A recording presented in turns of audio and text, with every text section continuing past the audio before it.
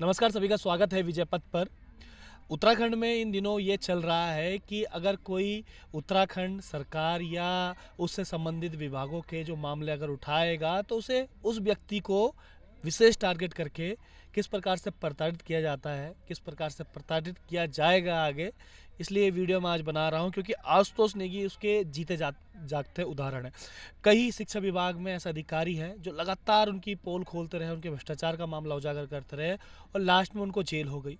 अब लगातार अंकिता भंडारी हत्याकांड केस जो है वो हाई कोर्ट से लेकर सुप्रीम कोर्ट तमाम उसमें लड़ रहे हैं, लेकिन उसका खामियाजा भी उनको भुगतना पड़ रहा है क्योंकि कल ही इनके ऊपर एक एफआईआर दर्ज हुई है। क्या कुछ पूरा मामला था, जरा ध्यान से समझिएगा कि जो आपकी लड़ाई लड़ रहा है, जो आपके हक हकूक़ की लड़ाई लड़ रहा है, प्रताड़ना किस प्रकार से झेलनी पड़ रही है, ये हम सब उत्तराखंडी वासियों को भी जानना बहुत ज़रूरी है। आंसू भाई, बहुत स्वागत है आपका। कल ही एफआईआर होगी है और मामला भी कोई गंभीर लगा है आप पे कि आपने किसी को जाति शब्द यूज़ किया, जातिवाचक शब्द, और उसके बाद क्या है पूरा मामला है टोटल? विजय भाई, ये देखो, आपकी पिछले 2-1 साल से बहुत सारे ऐसे ज्वलंत मुद्दे थे जो राज्य की जो हमारी अस्मिता है उससे जुड़े हुए थे। जिसको लेकर जो अंकिता भंडारी वाला हत्याकांड था, उसमें तो आप भी मेरे सहयोगी थे, साथ में थे। शुरू में जो रिपोर्टिंग हमने की थी तो हम दोनों ने साथ ही की थी। अब वो जो मामला था उसको लेकर लगातार सरकार के साथ मेरी तनातनी चल रही है। सरकार ये समझती है या मैं कहूँगा कि वो ऐसा सोचती है कि अंकिता भंडारी के जो पेरेंट्स हैं, जो बेचारे कम पढ़े लिखे हैं, गरीब हैं, लाचार हैं, अगर मैं उनके साथ खड़ा ना हूँ तो बहुत आसानी से जो है उस मुकदमे को ख़त्म किया जा सकता है।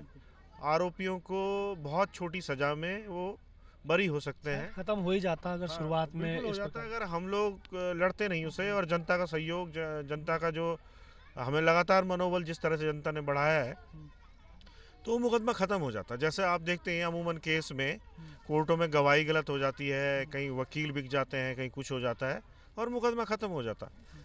लेकिन हमने, क्योंकि पूरे समाज की नज़र हमारे ऊपर है और समाज भी ये देख रहा है कि आशुतोष नेगी कहाँ तक लड़ता है, कहाँ तक इनका साथ देता है, तो मैं तो देखिए अंतिम दम तक साथ दूंगा उस परिवार का, क्योंकि अगर मैं उस मुकदमे से हट गया तो वो मुकदमा निश्चित रूप से ख़त्म हो जाएगा और संभावना ये है कि जो तीनों आरोपी हैं बहुत छोटी सी सज़ा में, 2-4 साल की सज़ा में बरी हो जाएंगे।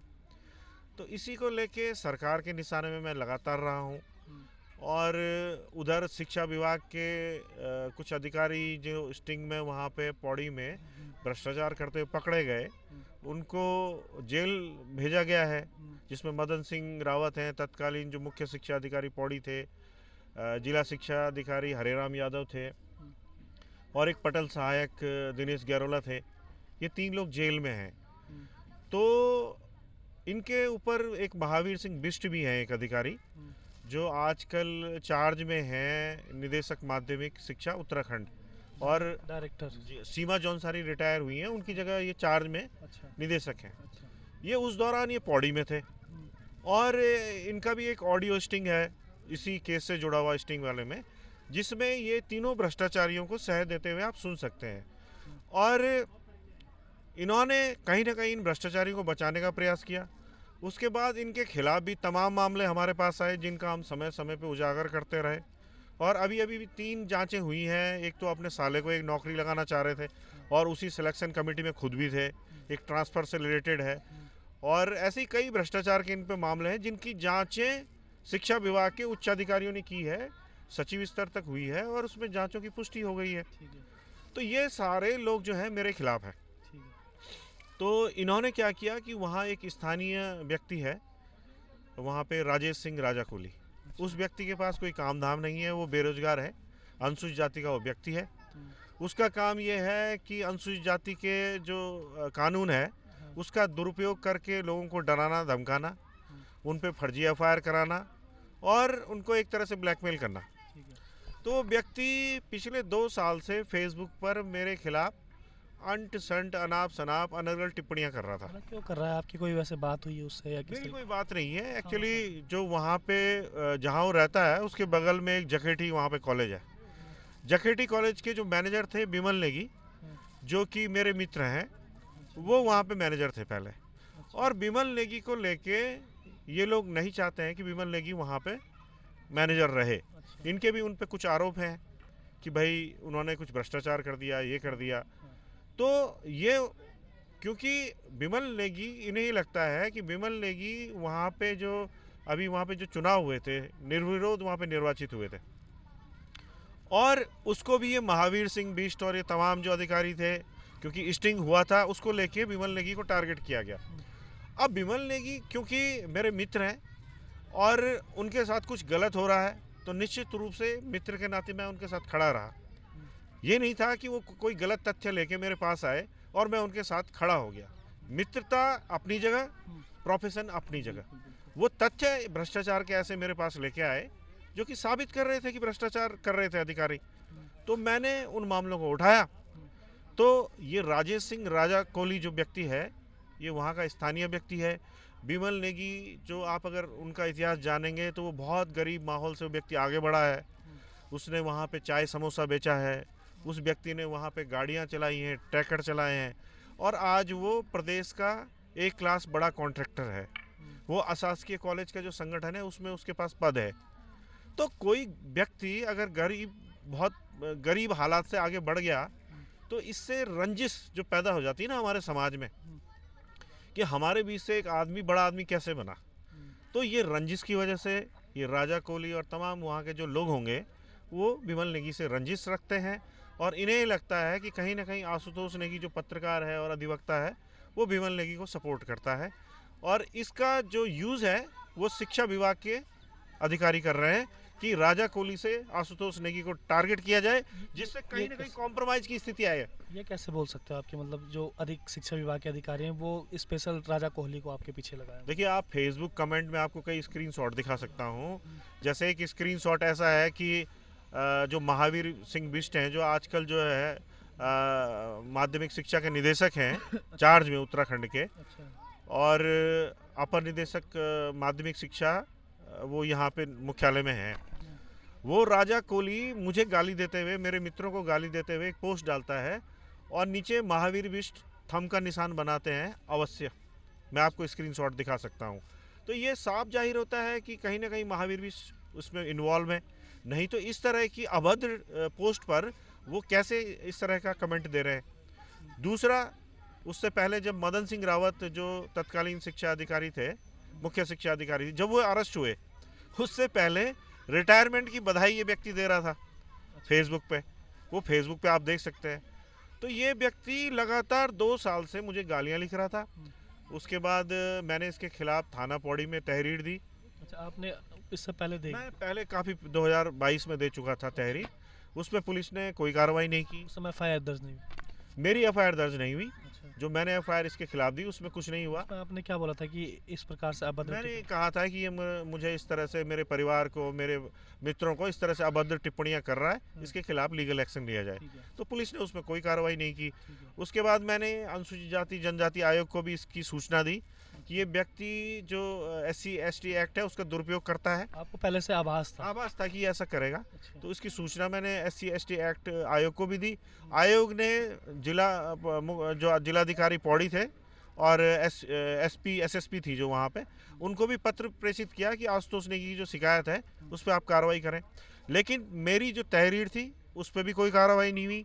SC ST एक्ट को जो मैंने चिट्ठी लिखी थी, जिस पर DM और SSP पौड़ी को आयोग ने चिट्ठी भेजी थी, उस पर भी SSP के स्तर से कोई कार्रवाई नहीं हुई, ना DM के स्तर से कार्रवाई। उसके बाद उल्टा ये व्यक्ति धमकी देता है और SC ST आयोग से एक नई चिट्ठी बनाई जाती है कि हमने इसको कहीं पे अगरोड़ा में जाके जाति सूचक शब्द प्रयोग कर दिए, इसकी छाती पे कट्टा लगा दिया। कट्टा मतलब जो वो होती है, पिस्टल होती है, जो अवैध पिस्टल होती है, वो हमने इसकी छाती पे लगा दी। और कुछ मेरे मित्र जो हैं उन्होंने फेसबुक पे कुछ कमेंट वगैरह लिखे होंगे, क्योंकि गाली गलौज कर रहा था तो मेरे मित्रों ने फेसबुक पे कमेंट देखे तो उन्होंने भी कुछ कमेंट लिखे होंगे, तो उनके खिलाफ भी इसने जो है FIR दर्ज करा दी। 4 लोग उसमें हैं, एक उत्तम नेगी हैं, एक अंकित बिष्ट हैं और एक पत्रकार मित्र है हमारे दीप मैठाणी। तो उनके खिलाफ भी इसमें एफआईआर दर्ज हो रखी है। तो मेरा ये कहना है कि पुलिस हमारे मामले में जब हम एफआईआर दर्ज करते हैं, एफआईआर की एप्लीकेशन देते हैं, तो उसमें तो कोई कार्रवाई नहीं होती है, उसमें एफआईआर दर्ज नहीं होती ना जब उसकी जांच होती है, जब ना ये कुछ कहते नहीं। हैं कि आशुतोष नेगी ने मेरा कट्टा लड़ाया, जाति हाँ। सूचक शब्द यूज किया, और तो इसकी एफआईआर हो कोई जाती इसके भी कोई सबूत इनके पास नहीं है। है। आपको झूठ ऐसा क्यों लग रहा है कि सरकार का इन्वॉल्वमेंट इस बीच में? सरकार का इन्वॉल्वमेंट मुझे इसलिए लगता है कि देखिए, जो अंकिता भंडारी वाला मैटर था, उसमें मैं शुरू से टारगेट हुआ।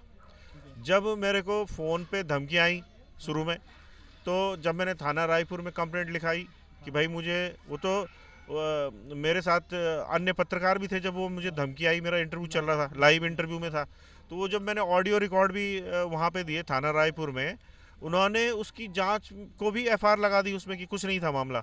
मतलब मेरी जान पे कोई खतरा हो तो वो तो कुछ नहीं है, लेकिन कोई मेरे को परेशान करे, मेरे साथ दिक्कतें करे, मेरे परिवार को अभद्र टिप्पणियां करे, मेरे मित्रों को अभद्र टिप्पणी करे, उसमें उल्टा मुझे फंसाया जाएगा। मतलब मेरी कंप्लेंट में एक्शन नहीं लेंगे आप। तो मेरा ही कहना है कि जब मैंने वो कंप्लेंट दी वहाँ पे थाना रायपुर में, उसमें एफआईआर लगी। उसके अलावा आपको याद होगा कि अंकिता भंडारी से पहले एक रिसेप्शनिस्ट वहाँ पे प्रियंका करके भी थी। मैंने उनकी कुशलता जानने के लिए फेसबुक पे एक पोस्ट डाली थी और उसमें लिखा था कि अगर वो सुरक्षित हो तो उसमें वो बता दें या उनका कोई परिजन बता दें, तो मैं इसे डिलीट कर दूंगा। तो उन्होंने उस पोस्ट को देखा और उन्हें कुछ बुरा लगा कि वो सुरक्षित थी और ऐसी पोस्ट क्यों डाली गई, लेकिन हमारी बात हो गई थी और मामला सेटल हो गया था। उसके बाद पुलिस ने जबरन उस मामले में भी मेरे खिलाफ मुकदमा कायम किया हुआ है, उस लड़की के थ्रू। उस लड़की के थ्रू, जो मामला खत्म हो चुका था। और वो जो लड़की है वो आगे उस मुकदमे को आगे कंटिन्यू भी नहीं करना चाहती, जबरन जो है उस मुकदमे को मुझ पे कायम किया गया। उसके बाद एक और प्रकरण हुआ, आप जान रहे हैं, आपसे भी जुड़ा हुआ मैटर है कि जिला पंचायत की आपने एक खबर प्रसारित की थी, जिसमें एक व्यक्ति है अनिल नेगी जो काम नहीं करता है और उसके तमाम साक्ष्य आपके पास थे। आपने वो खबर प्रसारित की, उसने आप पर मानहानि का दावा कर दिया। एक मित्र होने के नाते मैंने आपकी जमानत दी। उसके बाद वो क्योंकि वो मेरी पत्नी का बचपन का क्लासमेट है, उसने कुछ ऐसा प्रपंच रच के और ऐसी चीज़ें करके कि मेरी वाइफ के साथ कोई सेल्फी खींच ली, कभी घर में आया तो कोई फ़ोटो खींच ली, उनको लेके वो ब्लैकमेल करने लगा कि मैं तुम्हें बदनाम कर दूंगा, तुम वो जो उसमें से अपने पति को बोलो कि जमानत वापस ले लो, नहीं तो मैं ये कर दूंगा, वो कर दूंगा। तो ये तमाम प्लांटेड चीज़ मेरे खिलाफ चल रही है। और उसमें जब मैंने थाना रायपुर में कंप्लेंट दी तो वो 1 महीने तक उसमें एफआईआर दर्ज नहीं हुई, और जब एफआईआर दर्ज हुई तो सेक्शन इतने हल्के हैं कि उसका दर्ज होने का कोई ज़्यादा वो नहीं है। हालांकि उस मुकदमे को हम कोर्ट में लड़ेंगे, चैलेंज करेंगे। तो आप स्वयं देखिए, लगातार 3 घटनाएं ऐसी हो चुकी हैं जब मुझे जान से मारने की धमकी दी गई, उस एफआईआर को एफआईआर लगा दी गई उस पर। सुनने में आया कि इस बीच आपकी वाइफ का भी ट्रांसफर कर दिया अभी। बिल्कुल, कल की ही ये घटना है कि कल ही एफआईआर मुझ पर दर्ज हुई और सेम डे मेरी पत्नी का भी यहाँ से ट्रांसफ़र पिथौरागढ़ कर दिया गया। मेरी पत्नी ने मुझे पहले भी कहा था, जब 18 तारीख को, अभी 18 जो सितंबर था 2023, 1 साल अंकिता हत्याकांड की बरसी थी जो, तब यहाँ पे तमाम लोगों ने प्रदर्शन किया था और तब भी मेरी पत्नी पर जो है दबाव बनाया गया था। जो यहाँ सीडीओ है, उनकी जो बॉस हैं झरना कमठान, कि आप अपने पति को कहिए कि वो अंकिता हत्याकांड से पीछे हट जाए, हम पे दबाव है। और उसी चीज़ को आगे लेते हुए आज उनका ट्रांसफ़र कर दिया गया पिथौरागढ़। मिड सेशन है, उनकी कोई गलती नहीं है और तत्काल कहा जा रहा है कि आज ही आपको रिलीव होना है और आज ही आपने ज्वाइन करना है। वो बाकायदा छुट्टी में घूमने कहीं अपने मित्रों के साथ गई हुई है और अचानक उसको इस तरह से किया जाता है। तो ये मैटर आज मैं आपको बताना चाहता हूँ कि ये मैटर आज हाई कोर्ट में उठ चुका है। हाई कोर्ट में जब मदन सिंह रावत जो जेल में बंद हैं, उनकी बेल की सुनवाई हो रही थी, तो वहाँ पे उनकी तरफ से इस एफआईआर को दिखाया गया कोर्ट में जज साहब को कि आशुतोष नेगी क्रिमिनल मेंटेलिटी का व्यक्ति है। तो हमारी तरफ से जो हमारे वकील हैं वहाँ पे नवनीश नेगी जी, उन्होंने दिखाया कि भाई ये तो जो है सो है, इसकी तो जांच होगी। लेकिन आप ये देखिए कि इसी दिन इनकी पत्नी को पिथौरागढ़ भेज दिया गया है और इनकी क्या गलती हो सकती है। तो कोर्ट भी समझ रहा होगा कि स्पेशली टारगेट किया जा रहा है मुझे, क्योंकि कहीं ना कहीं मेरी डायरेक्ट भिड़ंत जो है इन मुद्दों पर सरकार के साथ है। और नेचुरली इसमें जो है, जो विभागीय मंत्री हैं धन सिंह रावत, हमेशा इनका नाम आता है, ये इनको बचाने की कोशिश करते हैं।